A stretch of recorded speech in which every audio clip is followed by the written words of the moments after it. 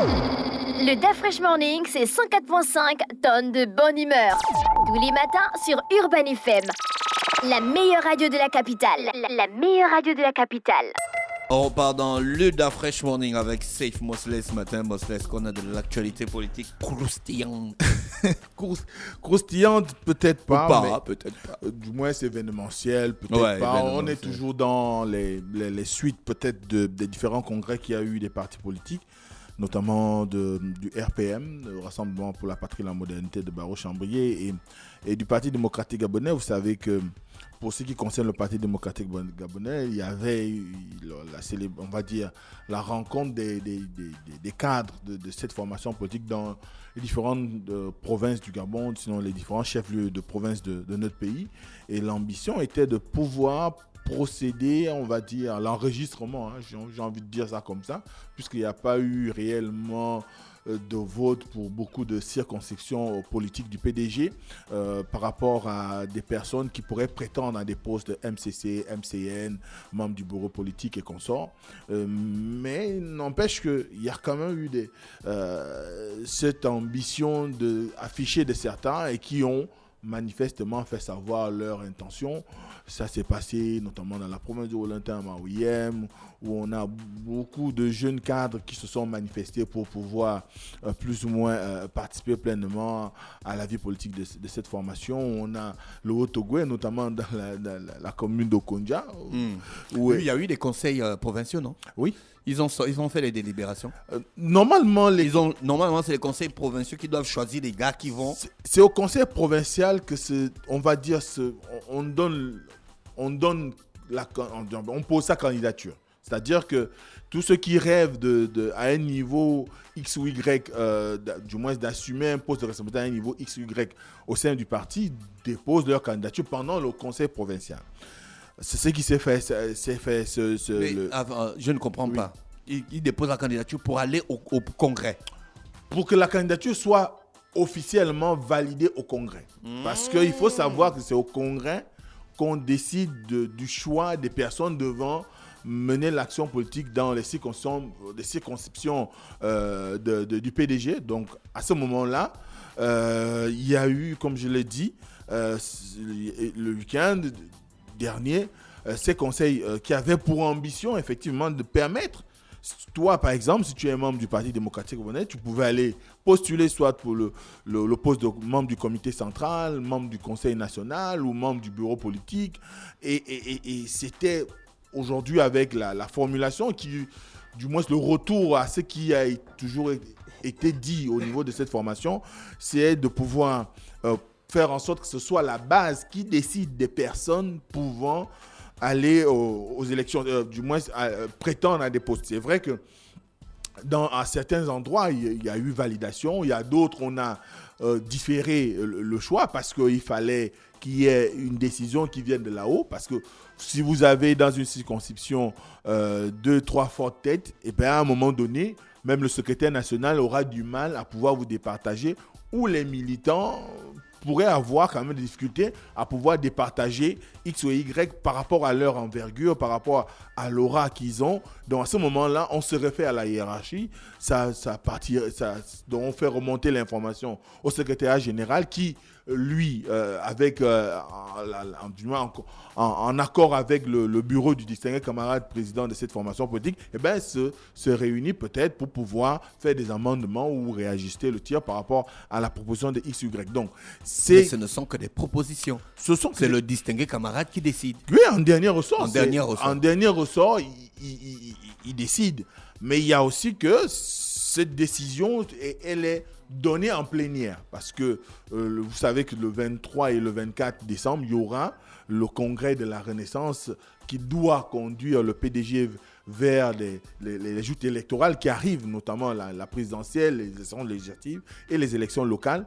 Et à ce moment-là, au sortir de ce congrès, on devrait savoir quel sera désormais les membres de droit en ce qui concerne la direction du parti, aussi bien sur le plan national, mais également sur le plan local, notamment dans les provinces, les départements, et pourquoi pas au niveau des comités.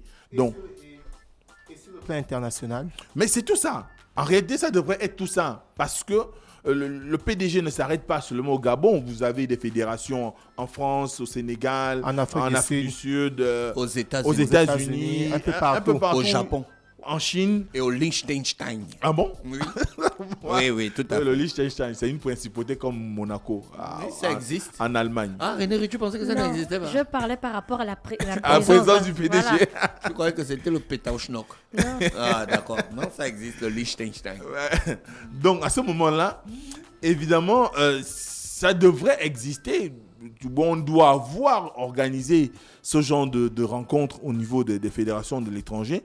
Mais non, ce qui ressort quand même, parce qu'on commence à voir, ça sort quand même, il y a des gens qui commencent à sortir du bois. On a vu, par exemple, la communication de Mathias Otunga Osibadio qui a dit laisser la main à la nouvelle génération. D'ailleurs, il a remercié les militants de sa circonscription politique qui lui ont fait confiance depuis 1994 et qu'aujourd'hui, étant donné que la base est la seule qui décide de qui on envoie dans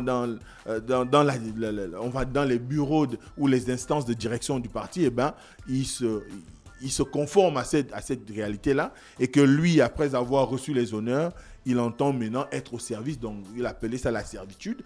Donc on est dans cette ambiance-là, mais il faut s'attendre à ce qu'on ait de plus en plus d'anciens hiérarques du PDG dans un certain nombre de localités qui perdent leur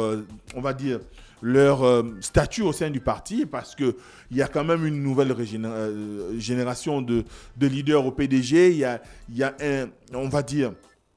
un besoin pour cette formation de pouvoir s'inscrire désormais comme le parti du futur, donc de la jeunesse.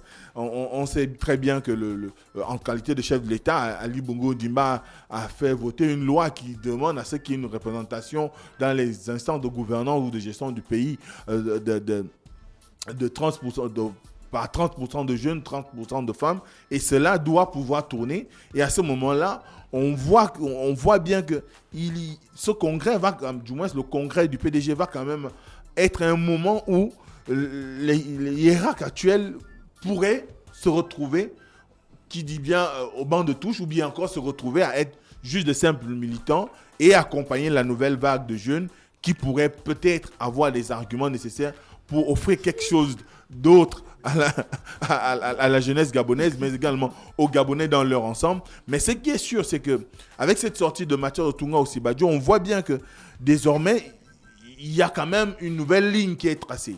La ligne qui voudrait qu'il y ait, on va dire, un renouvellement, comme je l'ai indiqué tout à l'heure, des élites politiques. Mais est-ce que ça va aller dans tous les compartiments? On ne sait pas. Mais ce qui est là, c'est que avec sa sortie, on a déjà une lecture de ce qui se serait passé dans un certain nombre de circonscriptions. On verra ce qui va en découler du Congrès. Mais maintenant, après, il y a aussi que l'actualité a quand même été fortement impactée ces derniers jours par la publication d'un extrait du projet de loi de finances 2023 où on parle du budget d'investissement et on met en avant les dépenses donc, que l'État aura à mener durant l'année 2023 et dans l'extrait, on parle du budget d'investissement de la présidente de la République, de la primature, jusqu'à l'ascenseur qui a 400 millions. Voilà, l'ascenseur. Tu reviens sur ça. L'ascenseur. C'était Générine t'a parlé de ça ce matin, non? Oui, dans la libreville.com. Oui, la libreville.com qui, évidemment, a fait un article pour dire que le Premier ministre n'a pas consommé cet argent. J'ai envie de dire ça comme ça pour dire qu'elle n'a pas dépensé 400 millions de francs pour doter la primature d'un ascenseur privé. Mais n'empêche qu'on voit l'extrait de cet extrait de loi de finances et qui indique clairement, si je lis bien, on dit installation d'un nouvel ascenseur privé du Premier ministre, chef du gouvernement, 400 millions. Donc, privé? Oui. Ça, la primature, c'est privé comment? Non, mais tu sais que dans un certain nombre d'administrations... Elle va pas finir sa vie là? Non, c'est pas forcément pour elle. Il y a une continuité de l'État. Elle place l'ascenseur, ça veut pas dire que quand elle partira, elle va enlever l'ascenseur et puis rentrer avec ça. Mais non, ce qui choque peut-être dans cette histoire, c'est le montant. Parce que on sait qu'aujourd'hui, tu sais qu'il y a maintenant des spécialistes un peu partout. Oui. Tout le monde est déjà spécialiste tout le monde. De la finance. Exactement. Les gens sont allés de partout faire des recherches pour pouvoir comprendre de quoi ils retournent, mais également chercher peut-être aussi le prix des derniers cris en termes d'ascenseur dans le monde. De ce qu'il ressort des enquêtes menées, par exemple par Geoffroy Poumbula, qui est membre d'une coalition citoyenne, il fait savoir que effectivement les derniers cris sont, même si on est dans la surfacturation, on peut aller autour de 25 millions de francs CFA, à peu près 8 000. Il a déjà installé un ascenseur. Je crois pas. Mais non, pourquoi j'en parle? J'en parle parce que ça a ouvert la porte, du moins la boîte de Pandore, qui a mené à des comparaisons des différents budgets qui ont été alloués. Vous voyez par exemple, la lutte contre la vie chère, on lui a doté d'un budget de 3 milliards, alors qu'en retour, il y a un certain nombre de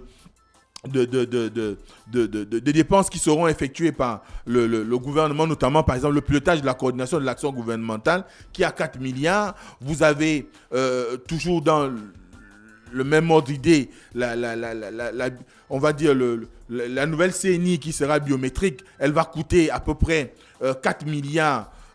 dont 2 milliards ont déjà été avancés en 2022, donc il reste 2 milliards pour 2023. Et il y a un tas de choses comme ça, par exemple l'achat et le renouvellement des véhicules des anciens premiers ministres. Bon, si on regarde aujourd'hui, ça va coûter à peu près 600 millions. Les anciens présidents d'Assemblée nationale, le renouvellement de leur parc automobile va coûter 600 millions de francs CFA. Les anciens. Oui, ceux qui sont déjà en retraite. Oui. Les anciens présidents de l'Assemblée nationale. Leur véhicule qu'on va leur offrir, ça a une valeur de 600 millions, alors que la lutte contre la vie chère n'a que 3 millions. Donc, 3 milliards. 3 milliards. Donc, à ce moment-là, il y a un besoin. Pour beaucoup, ils pensent qu'il y a un besoin aujourd'hui d'essayer de rationaliser la dépense publique. Et tu sais que ça a toujours été le grand sujet depuis un certain nombre d'années. On a toujours demandé à ce que le gouvernement puisse faire un effort assez important pour réduire le train de vie de l'exécutif, pour permettre à ce que, aussi bien l'administration publique que les différents démembrements institutionnels soient dans une logique qui permette de faire des économies et de gonfler un peu plus le budget d'investissement qui permettrait de faire face aux questions de manque d'infrastructures que nous avons dans notre pays, la route, la santé, l'éducation et tout ce qui s'ensuit, et qu'on travaille pleinement à faire en sorte que les Gabonais, dans leur quotidien, notamment on voit par exemple le scandale qui vient d'éclater avec l'arrestation de directeur provincial de l'habitat, on voit que ça aussi c'est un grand problème, le logement. Donc il faut aujourd'hui que les budgets qui sont alloués à l'État soient des budgets qui tiennent compte aussi de la vie des populations,